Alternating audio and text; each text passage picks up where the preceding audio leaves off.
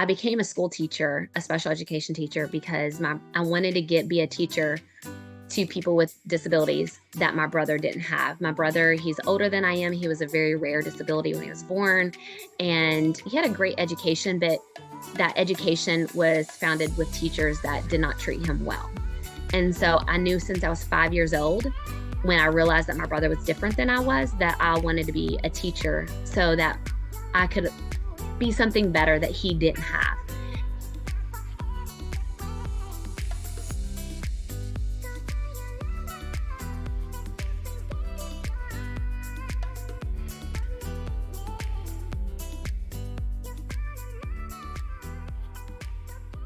Welcome to the Raquel Show. This show is for entrepreneurs who want to play bigger in business and in life. And as many of you know, I always enjoy bringing people that actually play bigger on our show. And today I have a very special guest who I actually met at our Elevate Women's Retreat in Palm Springs.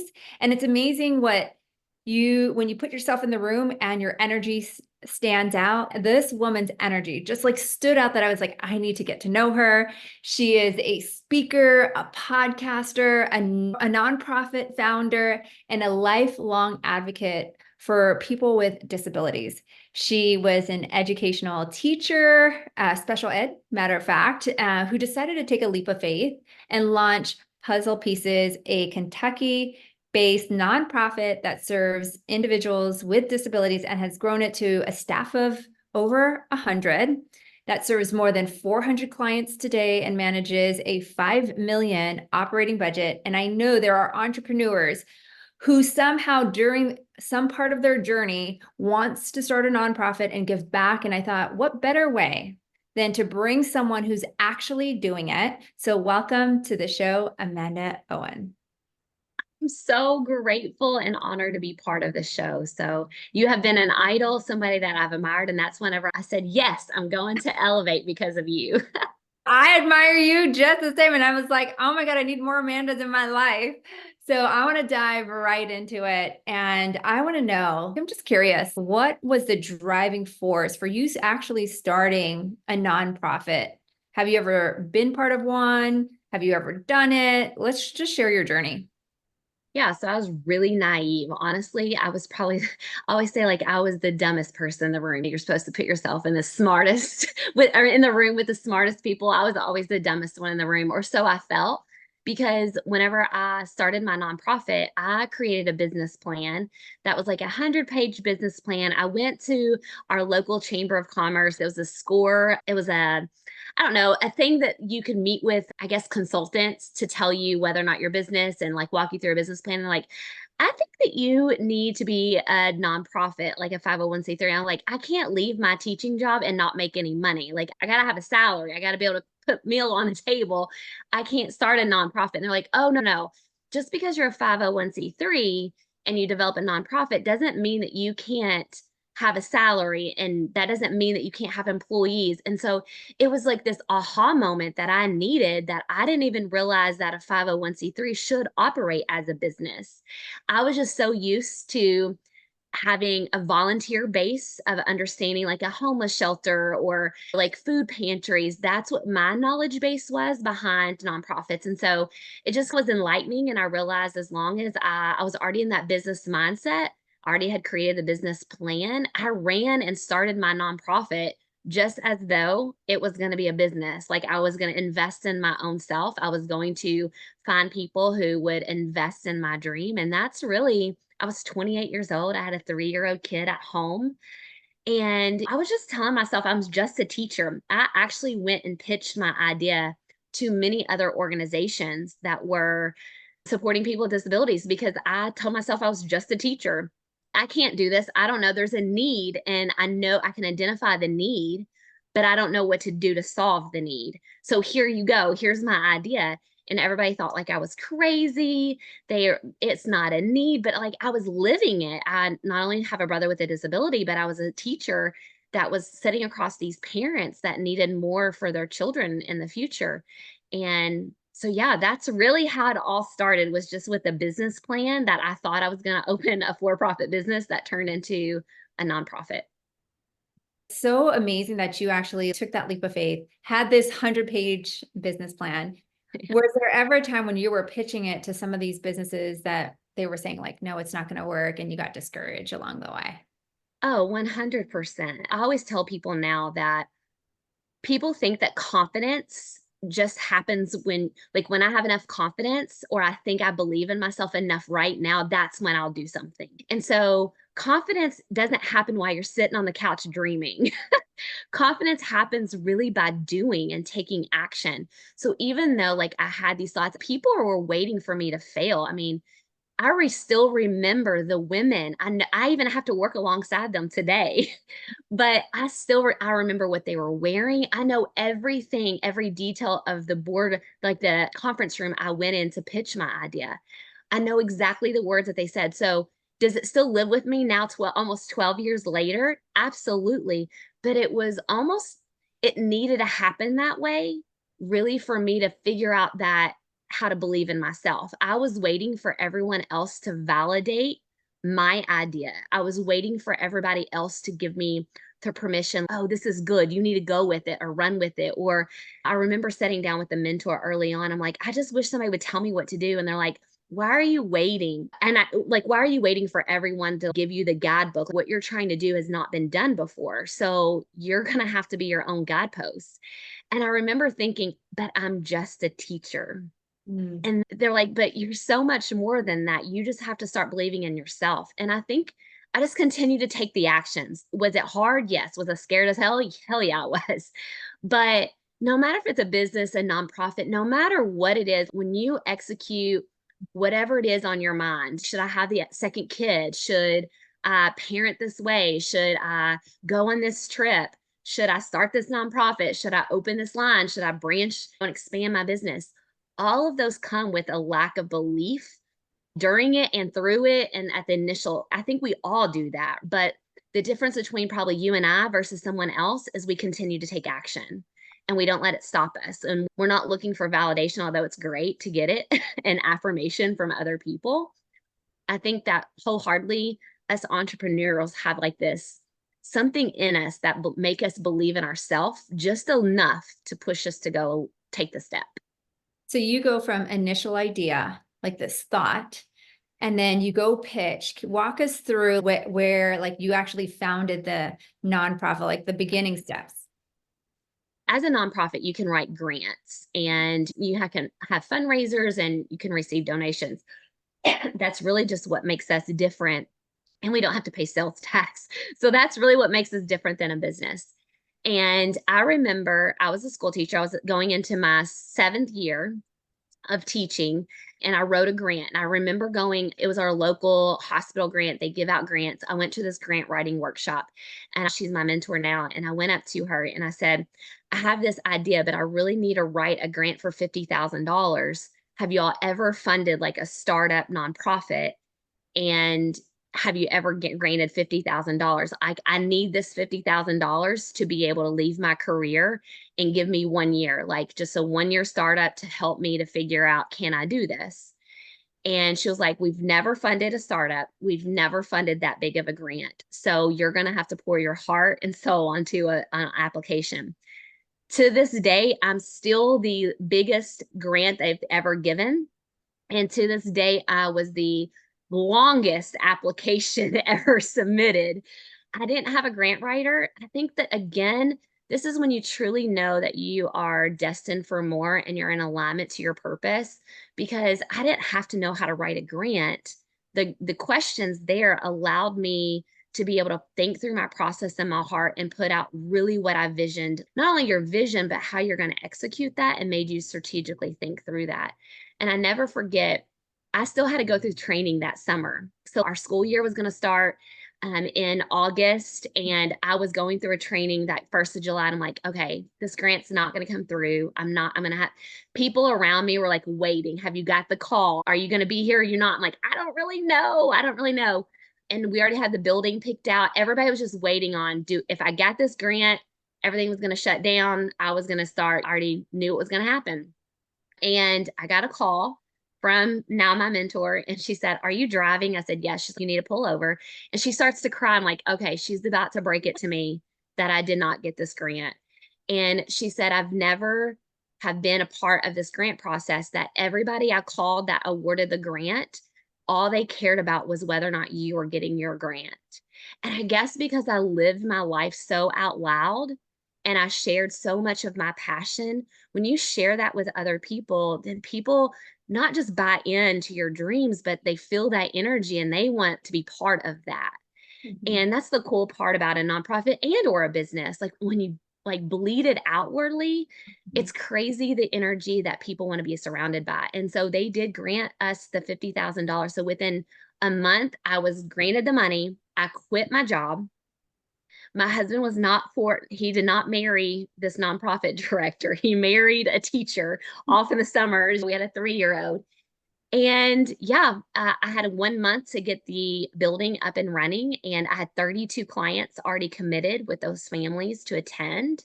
I had 7 staff, and I was a staff. I was the custodian, I was the director, I was the marketing manager, I was everything. And I remember in those first couple of years just thinking, every time I would talk to somebody like in business or like an events planner of our city events planner, I said, if I can't make this work, can you be my plan B? Like when the rug gets pulled out from under, and everybody saw something in me that I honestly did not see in myself. This is going to be bigger than what you could probably ever imagine. And it totally has. Fast forward now, I could have never dreamed what I'm doing now and the impact I've made. I couldn't have dreamed it then.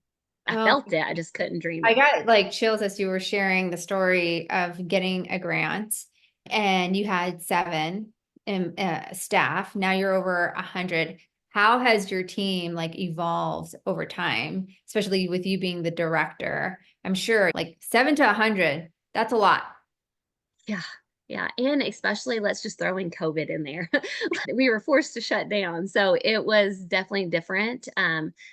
If I'm being honest, I did not do it well in the beginning. I was always in this like win lose mentality. Really, as I've grown now as a leader, I'm in like this win learn mentality. There's no such thing as losing, you just learn through it. So I always say like I'm the power of the pivot because I pivot in everything. And so what I've learned is that in order to, and also I should mention, hopefully there's a lot of women that listen to your podcast and the listeners out there, but I'm very proud that the administrative team is nothing but women. That was one of the things in starting my nonprofit. There was not a lot of women around the table, and a lot of, let's just be honest, old white men did not give me the time or day because I was 28 years old with a 3-year-old at home. And I knew that I wanted to create not only passionate women around my table, but I wanted to be able to give them a work life balance. You can be the mom and you can be the badass leader. You can make an impact and make money. I wanted to figure out how to do that. I just was honest. I was honest in whenever I would interview, now I don't have to do all of that. Like I'm bringing high level people in. But in the beginning, it was just, are you passionate? Are you coachable? And are you willing to pivot and learn with me? Because I can't teach passion and I can't teach the desire to make an impact. You can't teach that. You can't coach that. I can coach you if you're willing to be coached. Yeah. And I love the people that are willing to fail and fail forward, not the ones that won't admit failure and think that there's no room for growth. And so I just surrounded myself with those people. And again, it just, when you have the right energy and you become the light, people like radiate to that. And that's been really hard. I had to do a lot of personal development in order to really make that shift. So things started to change for me about 5 years into my nonprofit. And the only difference is I started investing in my personal development journey. I thought being a leader was like the high school softball coach. Like I can coach anybody.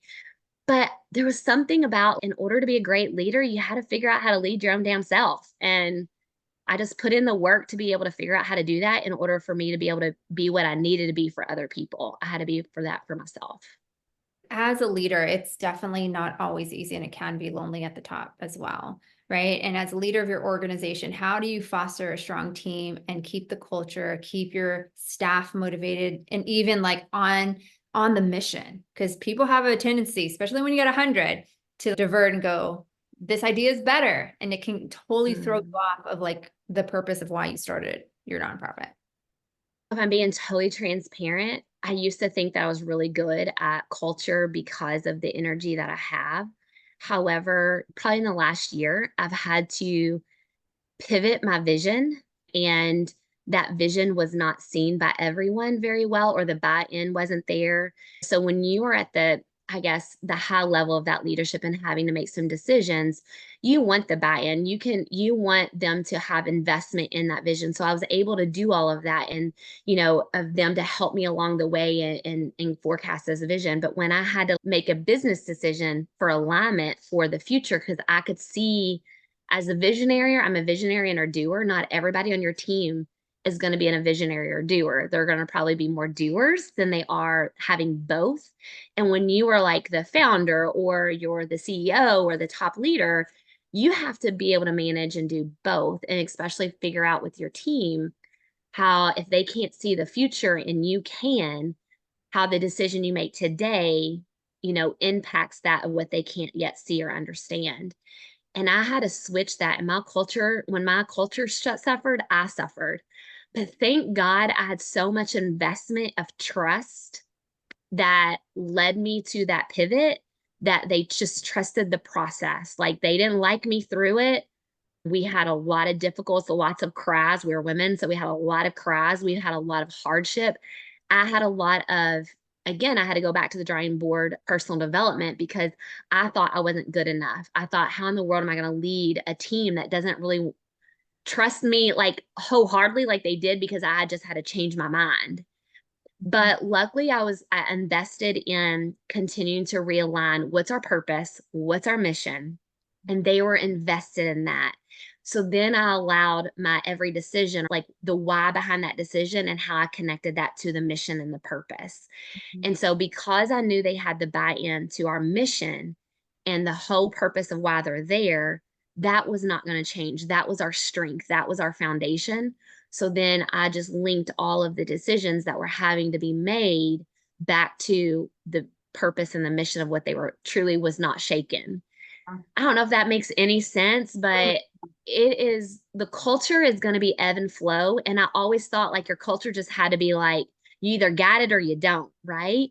But really, just because of seasons of life and stories behind people doing life, you just have to be able to have grace enough. And I think that's where trust comes from. If you don't have trust, you work constantly on building trust. And if you can work constantly on building trust, and that doesn't mean that you're going out to the bars and drinking with your colleagues and being besties. I struggle with that. I'm not that person. I'm not that leader, but I just solely work on trust. If I say it, I'm going to mean it. I'm going to do it. I'm going to stand behind it. And I'm going to make sure that you're honored through that. So that's really what I fall back to in building that foundation.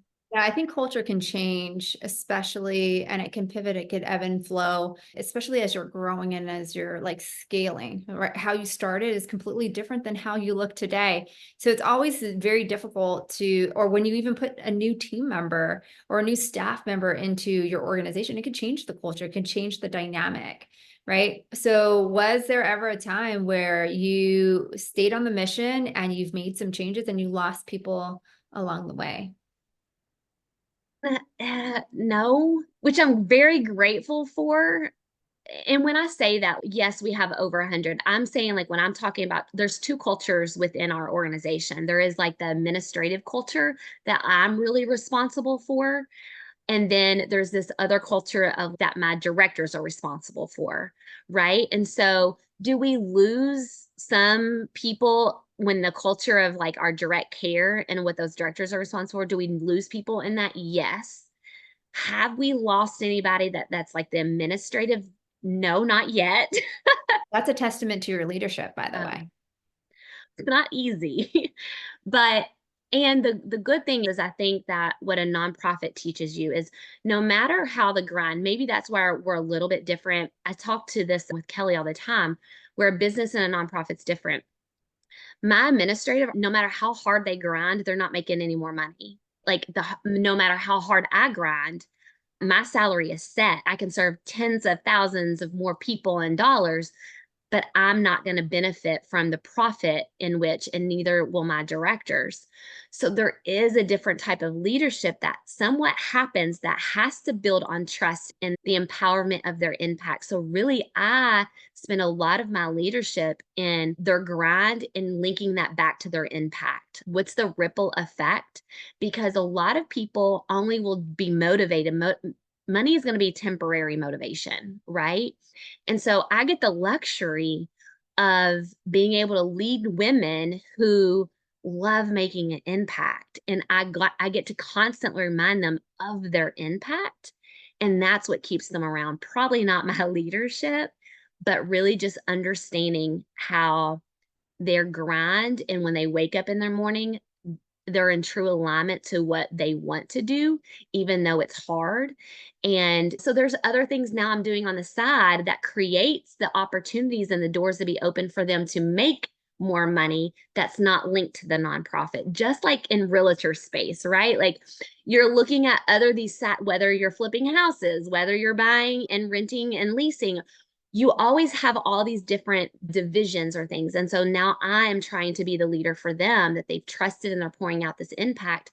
How can I start these other things on the side that gives them the capabilities of making more? Because we all love money, but we're not always motivated by money. And luckily, I get to be a leader amongst women that get to lead with purpose. What a beautiful honor and a gift to always remind people of the impact that you're making, regardless of whatever salary or whatever money. So let's like change and flip a few things and change directions. What has been some of the biggest obstacles that you faced in running a nonprofit, and how did you overcome them? Probably the biggest, as the being the founder of the nonprofit, that is, I was always in my own way. I still am. And I can even identify, I have a lot of toxic traits. And one of those is that I feel like I put a threshold on what my capabilities are based on the debt that I owe to people. I I think because in the beginning when I was founding the nonprofit, I had to paint a dream and a vision. And so when people were giving or donating or supporting the fundraiser, they were showing up for Amanda, right? Because there was no clients yet. There's no proof in the pudding, so to speak, as far as the organization running. And so how I started and now where we're at, it's hard for me to disconnect the two. The other part to that is because we are so successful in a relationship builder. So I have all these relationships I build and I cultivate that. However, I give this false illusion. I don't ask people for anything. Like I'm that toxic trait of a person. If I can't do it myself, I'll never ask you to do that. That's the way that I want to lead. Like you're taught as a leader, never ask your people to do something you wouldn't do. And that's almost been a toxic trait of my own self. And I'm in my own way because I can't do it right now. So therefore, I feel like I shouldn't ask somebody else to do it because I can't. There's not enough of me. And but really there was something that shifted that I'm not allowing myself to see that it's no more about me, and that's really hard. And it's not selfishly. I don't want it to be about me and it's about the clients, but I still feel in debt to people. I still feel as though they show up to the fundraiser, if they're a sponsor sponsoring the fundraiser, if they're making a donation, I feel I owe them something back, and I'm getting to where I can't owe enough. Like I'm drowning in that feeling of I got to pay you back, but they're really not now doing that for me. They're doing that for the mission and the impact that we've been able to see. I've just had to coach myself to see that difference. So that's a huge barrier. And the other part of that is I make it look like we're a lot more successful. We are, but we're not financially successful. So because of what I put out there and because we're good at what we do in providing the mission and things, everybody's like, you don't need the money. Like you're good where you're at. I'm like, dude, because I stayed up all night last night running a ladies bunko to try to raise $12,000, right? Because we're always out there, that's what social media does, right? So because we're creating this juice of flows of that we're always doing, people assume that we're taken care of when we're not. We need the money just like anybody else does, but it's just that what we put out on social media or what we put out on that energy, people don't understand what goes behind the scenes. I think that would be true to a for-profit as well of, oh, I won't use her because she's already good where she's at. So I'll go to the first person that starts up, but they don't realize like it's a must be nice mentality, I think. Yeah, 100%. I couldn't agree with you more. So, how do you actually measure success? If everyone actually looks at you guys as successful, but behind the scenes, you want to make a bigger impact. You need the money. You need people to actually continue to donate and go to some of your events. So, how do you actually measure success and the impact of your nonprofit? I just keep sharing the success of the stories of the people we serve, really. And I can truly say the definition of success for me has changed over the years, and I'm sure it will change even in the future for me. But I know that we're successful because I know how much impact we have made. And so, in the journey of when I'm sharing all of the impact, and I know that that's successful, I'm also sharing now a little bit of, I'm going to keep it real for you though. We can't make this impact and keep the lights on if we don't do X, Y, and Z. So, I think that's where, even as I'm leaning into this budget coming up. So, in a nonprofit, you, as a director, you submit a yearly budget to your board of directors and they have to approve that and things like that. And because we are a multi-million dollar organization, I'm trying to keep up with the Joneses of Target being able to pay $22 an hour. And they're like, my job's a lot harder. Like, I need that too, because I have to do direct support staff. So it's like taking care of your people. We're successful in the impact that we make. I still don't feel we're 100% successful. People are staying because the impact. People are not staying with us as employees because we're making their life easier. I think that one of the things I want to be able to do is be able to create a budget and sustainability for my people to live a life that they deserve, not having to run 2 or 3 jobs and not being able to honor my people to have a work-life balance because they love their job, but they can't do it because I can't pay them enough to do that. So it's trying to keep up with the competitive marketing wages. They stay because they love the impact that they make, which is, I know we're successful. Our retention rates are very high. Like, we have a lot of retention rates, but I want to invest in my people. And I can only do that if I'm able to figure out revenue streams to be able to do that. If that makes any sense, like, we are successful, but those are barriers within our success Yeah, there's because always going to be some type of challenge, right? It's a push pull even when you're climbing. And you talked about taking care of your employees, figuring out some type of revenue stream or budget for them. You have like side projects that have helped them, which I think is so awesome. How do you actually stay connected with your community, the individuals that you are looking to help in with your nonprofit? I think there's a lot of individuals that I'm looking to help. I think one of the things that I've always said, though we've grown and we scaled, like, we serve over 400 individuals with disabilities. It breaks my heart that if I don't know everybody's name, if I don't know their parents' stories, because that's how it all started. I knew everything. So it's a really big disconnect so one of the things I realized that in order to continue to make the biggest impact I want to make, I have to enlist trust in the leaders I'm building. So I felt there was a sense of disconnect of not knowing my clients or knowing all the good stories that happen, although we do use Slack. I don't know, it's a Slack communication app that we are like, it saves our life. And I get to see like all these things that everybody does. That really honestly is the way I stay connected with my organization as a whole, even especially when we have multiple locations, homes, all of those things. It's Slack that helps me to understand I can see how my staff are communicating with each other. I can see the clients. But just recently, so this is just a new shift in my leadership, I felt a disconnect from my people that we were serving. And so I do one-on-ones. I have 11 direct reports. And so I was doing one-on-ones with my program directors. And each week, I only do it 1 hour a week. And each week we go over all their, like, what's the FYIs? What do I need to know? What are your priorities? So I can see what they're working on and understand what they're growing in their division. But it always felt so business. Like, I knew what they were grinding on. I still felt, and I'm like, okay, how do I pull out of them what I want? Like, that would fuel me, that I feel connected in the way that I want to back to the mission. And so I just started to ask them, give me a client win that I don't know, that I don't see on Slack. Give me something that is why you loved your job this past week? Mm. And asking that question made me be connected in a way that I wasn't part of that, but I felt part of it because I knew that my leadership and empowering them to be able to do that with their people, I was directly a ripple effect to that. And so I just had to spend the questions I was asking my people so I could feel back to being, they didn't know I wanted to know that, right? It was just business for them.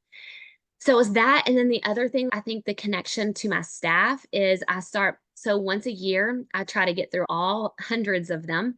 I do meet with them and we do like, their future goal plans or whatever. But with my admin, with my direct reports, again, I meet with them once a week and ask them one question: what is bringing joy in your life right now? And they can't answer it the same way that they answered it the previous week. So in doing that, I find what fuels them, and then I get to connect on them and building that trust. Like, I care about you too. It's not always has to be business. And just asking those two questions allows me to have that intimate connection that I needed to have in order to lead with business, because I lead with business a lot.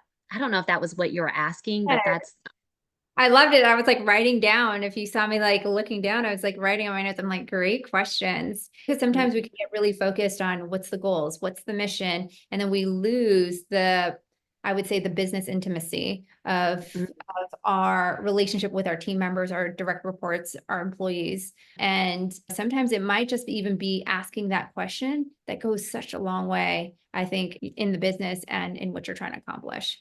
So, reflecting on your journey, what advice would you give to someone just starting out when it comes to nonprofits, since you've had so much experience? Mm, I would just say do the damn thing. We talk about this societal thing of like imposter syndrome, and I'm just a insert the blank to whatever that needs. I'm just a mom. I'm just a wife. I'm just a real estate realtor. I'm just a teacher. I don't know how many people I've coached along the way that when I'm coaching them, they have that mentality of I'm just a and insert whatever. And I'm like, I did the exact same thing. Who am I to think that this is a reality? Someone else could do it better. This wasn't designed for me. But you always have to figure out what sets your heart on fire. And that's okay if it's fueled by a for profit. I think nonprofits get this bad rap, or people think, oh my gosh, you're living your life on purpose. I 100% am. I created a career that's alignment to everything that God gave me, right? He gifted me. I'm a special needs sibling. That's where the whole journey started for me. So I'm truly living life on purpose. But that doesn't mean it always has to be because it's a nonprofit. You can make life on purpose and alignment and still be in a for profit business or have an idea that is a for profit. A lot of people doing the services that I do now and providing services for those with disabilities are in for profit, to believe it or not. That was not my path because I'm a relationship builder and I wanted to be a bigger impact. And I knew I couldn't do that in a for profit space. And I did not want my decisions to be alignment to money based. I wanted my decisions to be alignment to mission based. I feel like business owners need to lean more into not making decisions based just on money, and alignment more to like purpose and heart and what like puts your heart on fire. Whereas nonprofit directors and leads to lean in more about decision making business versus. So I feel like there's a balance in both. So there's so much advice I have, but the biggest thing is like one day at a time and actually do it. I feel like a cliche when I say that because everybody's just take action, but really you just have to take the action and stop. Even you're not going to deafen. Here's what I always say: I always walk forward. My steps forward are louder than my negative thoughts to go backwards. Mhm. And so you have to deafen the noise of the chatter that's in your brain that will never go away. We all have it. You just have to figure out ways to deafen it. And I'm very fortunate that I've had mentors that I've done the work to figure out ways to deafen that noise and go forward Yeah. and make decisions every day. You talked about purpose and you talked about alignment. How did you find your purpose? And has it changed over Mm, the yeah. years? Mhm. Yeah, this is such a long-winded answer, and I'm going to try to keep it as short as possible. I became a school teacher, a special education teacher, because I wanted to be a teacher to people with disabilities that my brother didn't have. My brother, he's older than I am. He was a very rare disability when he was born, and he had a great education, but that education was founded with teachers that did not treat him well. And so I knew since I was 5 years old, when I realized that my brother was different than I was, that I wanted to be a teacher so that I could be something better that he didn't have. Then when I became a teacher, I realized that, oh my gosh, for the first time ever, I was sitting across tables helping parents plan a future. Just I thought my parents and I lived on an island. I didn't know there was other people like us that had fears for the future, didn't understand why society, weren't opportunities for those with disabilities. So that's where then the nonprofit came from and like puzzle pieces. So my why was my brother. Why I became a teacher was because of my brother. But never did I ever dream that puzzle pieces would happen. But I think when we just are so strong in our why can evolve. It doesn't mean that it's changed. I think it just has evolved and shaped us to be stronger whys that maybe expand over more, because now it's not just about my brother. It's about the 430 clients I serve that look like my brother, that it's about their parents that go through the same thing my parents have gone through. So it's so much more now. And some of the things that I've been coached to do, like you got to niche down, you got to be streamlined into, and I think there is a niche, right? There is things that you need to understand alignment, but that's why like my platform is Pieces of Me by Amanda, because there's so many different pieces. My why was never about empowering women to create a seat at the table, but it became that because everybody knocked me out of not having a seat at the table. I had to build my own damn table and bring up chairs, right? That wasn't what I was destined to do, but because of my experiences, it aligns you to a bigger why and that can grow. That means I'm doing this. It's not even about my nonprofit. It's about someone listening that might be thinking, I'm just a and just and being able to be like, oh, if she can do that, so can I. Or, oh, I was told because I was a mom, I can't be a badass boss too, right? But I'm here to tell you, you can. And I did that. Or maybe everybody thinks I'm a disability advocate, and that is what I am through and through. But through my journey of being on that platform and that why, it's created me to have other platforms that have broadened and shaped my why to be so much stronger.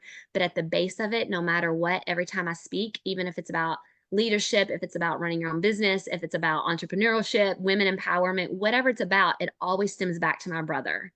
And God gave me this gift and it's meant to be heard. And I have to share that story. So, yeah, I I don't love know. that God gave you this gift because, man, are you sharing it with the world? So, what's next for Amanda? You've accomplished so many different things. And like you said, you've got different projects. What's next for you? Yeah. So, two big things I will share with you. I'm really excited about. So, I started an LLC. So, what's crazy is how I told you that my husband did not marry a business person, he married a teacher. And about 2.5 years ago, my husband left being a factory worker and started his own business. And I don't know that he would have ever done that had he not seen me chase after my dreams and do. So that's a crazy thing in itself. And it's been very successful. So recently, I started a Bridging the Gap LLC. And so I created a one of a kind content called Access Pyramid. So, where I will go and train healthcare professionals, hospitals, medical fields into providing access care to those with disabilities. And yeah, I'm getting to train my local hospital here, and that's kind of been the palette. So that and emergency personnels and things like that. I am currently writing a siblings perspective memoir. I am a children's book author. So I've written two children's books, but this last book is very special to me. So I call it my book because I don't really think my children's books are books like for me. So this is my book. So it'll hopefully come out on my 40th birthday. I'm a self-publisher. So that's in August. So I'm at like 45,000 words right now. Thank goodness. So it's almost close. And then after that, I'm already writing my second book, which is The Woman Who Wants It All, But Guilt Will Kill Her. So Mhm. it'll be like a self-development book for women empowerment of when we want it all. And guilt's going to kill us, from whether it's guilt of a mom or guilt of why me, all the guilts. Oh my gosh, I cannot wait for that book to come out in August. Where can people connect with you in regards to what you're up to, or if they're interested in getting involved or contributing to your mission, how can people connect with you? Yes. So Instagram, Facebook, both of my handles are Pieces of Me by Amanda. That's probably the easiest way to connect. My nonprofit is called Puzzle Pieces. So if you are lit up and on fire about the love that I pour into my nonprofit, and you're looking to be involved with something that gives back to those with disabilities, whatever that is, then you can look us up. We have a Facebook and Instagram at Puzzle Pieces. Our website is puzzle-pieces.org. And all that's on my Instagram too. So basically, Instagram and Facebook of Pieces of Me by Amanda will link you to all my books, to my nonprofit, to all of the things. Speaking, I get to go to Laguna Beach soon. I'm excited. So yeah, I'm just doing all the things. I love it. I love it. And as we wrap up, there's always one question that I ask every single guest that comes on our show is, what does Amanda do to play bigger in business or in life? Oh, wow. That's a tough one. I feel like I'm always playing bigger. I always brain dump. So that this is something I've always done. I have a book. I'll even show it because it's on by my office. Oh, I don't know that you can see it because you're a podcaster, but I No have worries, these that's on YouTube. Oh, okay. We're on YouTube. So YouTube that's watching, it's called Big Ideas. So I'm big on every year. I have a new journal. Big Ideas was the journal that came out in January. And so all I do, it seems like every night when I have all these thoughts that I want to do, some of them come to fruition, some of them don't, but they're there, they're planting seeds. So I put them, I dump them. So honestly, me playing bigger is really dumping my thoughts out and seeing what takes, like what I can water to be able to grow into being bigger things. And that has worked for me. You are such a gift and a light to this world. And I've told you that so many times. I really appreciate you. I want to thank you for your time today, for being on our show. I know people are going to listen to this and be impacted by it. And I cannot wait to keep supporting and playing bigger with you, my friend. It's so awesome. I love this.